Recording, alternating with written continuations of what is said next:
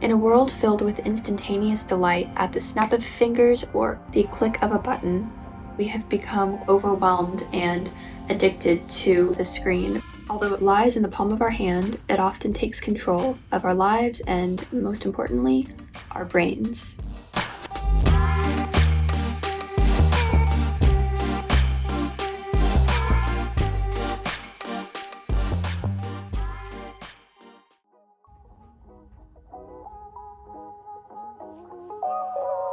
Just one example of how closely connected we are to our smartphones is something called phantom vibration syndrome. This is a phenomenon where we think we feel our phone ringing or vibrating when in fact, it's not. Now what happens is that when we feel our phone vibrate, it activates two receptors in the skin, Meissner's corpuscles and Pacinian corpuscles. And these two receptors basically activate a cycle of expectation in the brain where the more closely reliant we are on expecting a notification, it then begins to attribute any object that might touch up against your skin as a notification haptic from your phone. Now this is dependent on the level that you use your phone. Chances are, if you're expecting something that's important to you, whether it be a social media notification or a call or text from a loved one, then you are most likely more inclined to experience this. Another factor where you might experience this more is if you heavily use your smartphone to the point where if it's not right there with you, any object that might touch up against your skin is attributed as your smartphone. It's like there's this unbreakable bond between the both of you where you're together at all times. Now, some might think this is just a common occurrence or even a silly hallucination, but this really stems from a sort of addiction to smartphones where even if it's not with you, you still feel like it is. That seems slightly concerning. This cycle of expectation stems heavily from the addictive nature of your smartphone, particularly with social media. Now, big tech creators such as Instagram and TikTok know the algorithm of use and optimize their app for the highest level of activity and engagement from their users. They essentially hack their brains into causing them to want to stay on their app engaged within it, as well as more downloads and activity within the space, which brings more revenue and benefits them. Now, you may have experienced this yourself.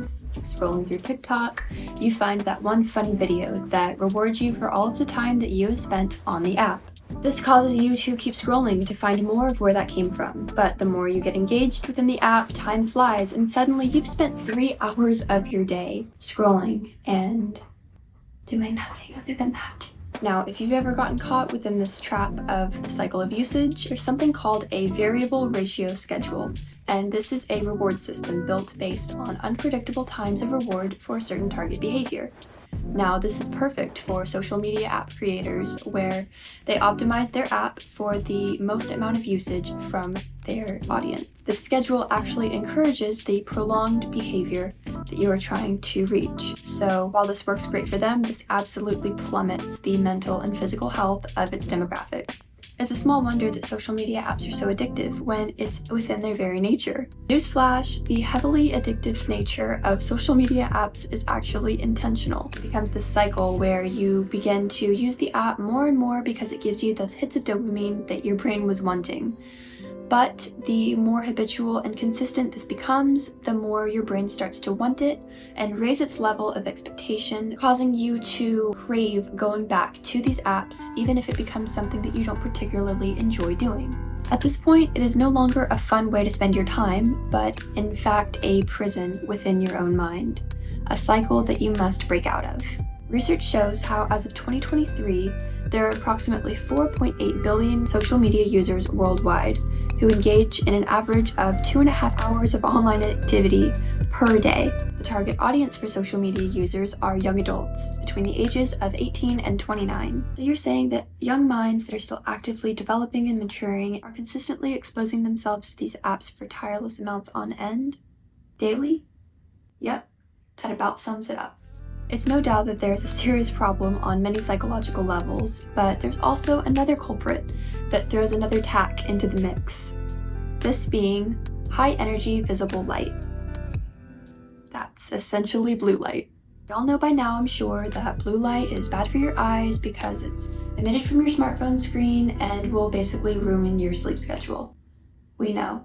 That's very useful information. But there's more to it than just that. Blue light is a high-frequency, high-energy light that is emitted from sources such as your smartphone screen or an LED TV. But there's a bit of a misconception about blue light, that it is all bad, when in fact, blue light in its natural form is actually emitted from the sun. In and of itself, blue light is not inherently bad.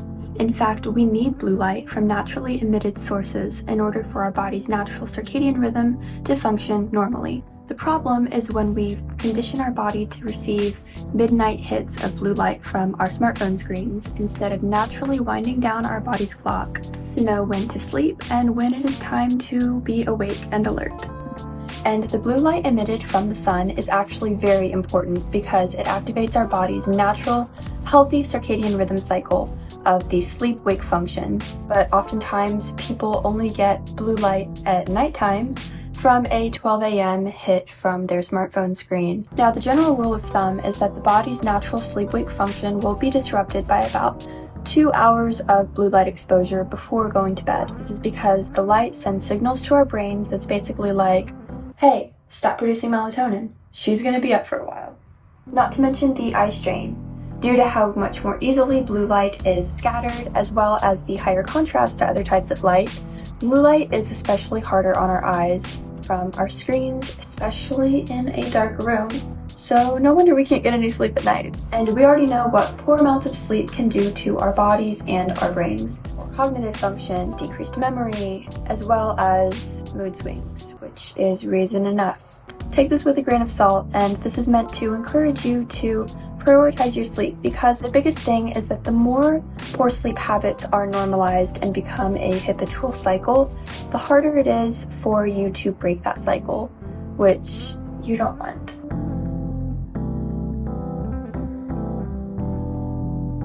That's all I have for today. I hope you enjoyed. Please feel free to leave a like and an honest comment below about your current social media use and habits. Remember that no matter where you are now, through a simple realignment of your habits and perspective, you can be anywhere that you desire. And until next time, stay smiling. Hacking the brains of their users, essentially. Blue light is a high-energy, high-frequency light that is emitted from sources such as your That's going in the bloopers. Maybe not.